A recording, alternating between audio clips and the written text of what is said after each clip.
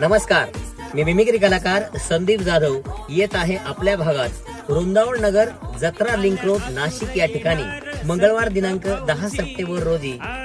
सायंकाळी ठीक 6 वाजता शिवगर्जना प्रतिष्ठान वृंदावन नगरचा राजा यांच्या वतीनं खास कार्यक्रम घेऊन महिला भगिनींचा आवडता कार्यक्रम न्यू कॉमेडी होम मिनिस्टर क्षणानंदाचा